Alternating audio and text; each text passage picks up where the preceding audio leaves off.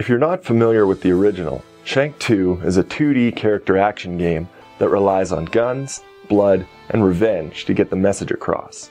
It comes out at a time where there is a lack of stylistic action games, but this is both a blessing and a curse, as it suffers from going too heavy on the style and not providing you with enough of a game.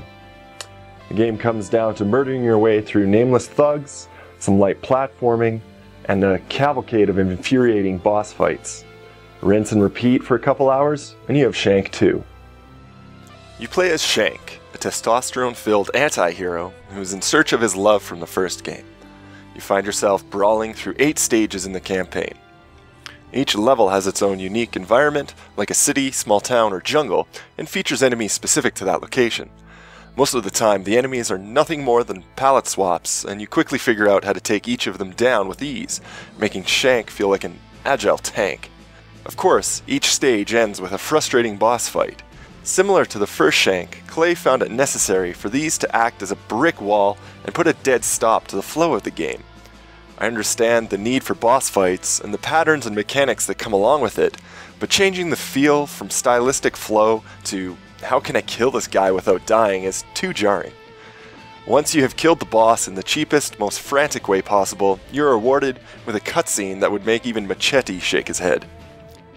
The variety of weapons throughout Shank 2 adds another element to the combat.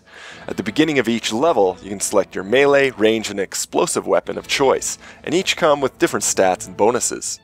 While you always have your standard loadout equipped, you're welcome to pick up anything dropped by enemies, from torches to shovels, and even giant fish.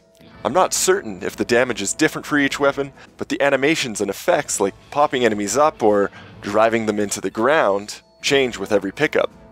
There are more than enough weapons to use throughout the game, and each comes with their very own killing animation, which is more than enough motivation to get you to try each at least once.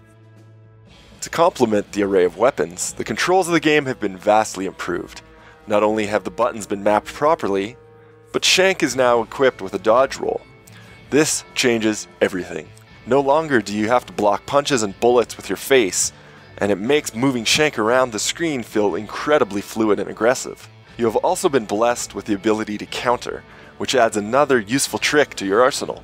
At first the game feels frantic, and you will mash the controls to clear every screen. While this works for the first level, you'll soon find that you need to step back and actually learn the finer elements of combat. It took me about an hour to get used to everything, and by then I was killing in style like a well-oiled machine.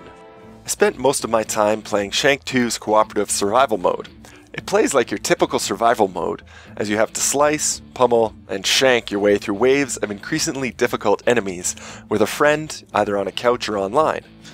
There are natural breakpoints in boss fights, and there's also a clever gimmick that requires more strategy than simply killing up all the bad dudes.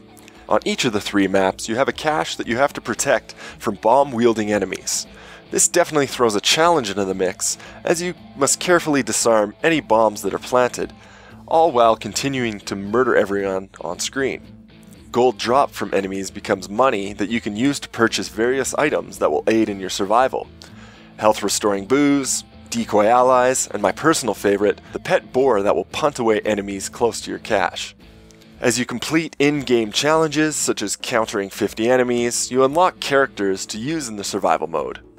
Keep in mind that both unlockables and achievements are earned separately. These unlocked characters amount to little more than new multiplayer skins, but it is nice to see Clay playing homage to various action characters such as Deathspank, Shaft, or the Bride from Kill Bill, as well as familiar faces from the first game. Like the campaign, you can make more than a superficial change in the weapon loadouts. Male and female characters each have their own variety of weapons, and I really appreciated that I could equip myself with items that complemented my playstyle. The survival mode definitely contains more of a game than the single player campaign, but I only ask, why no co-op campaign this time around? Shank 2 delivers a violently beautiful experience that relies on style to carry the game. It is a well-tuned, bloody spectacle that comes off as an old revenge flick with little to no payoff. It can be stunning at times, but halted by parts that are just downright frustrating. The campaign is short and uninspiring, and the players will turn to survival mode to get the most out of Shank 2. The game is well worth your $10. But after my time with Shank 2, I wish Clay would have provided just a little more substance to go along with their overwhelming amount of style.